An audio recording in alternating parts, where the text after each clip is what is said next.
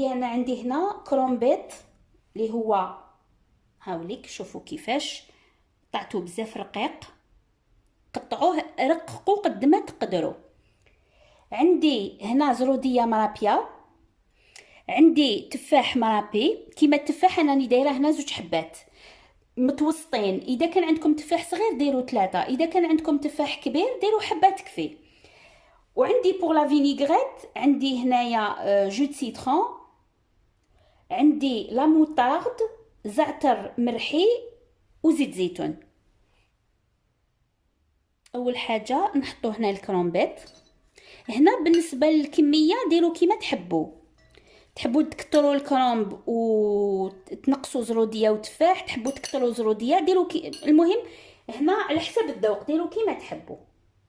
نزيدو نحطو هنا لا كاروت غابي.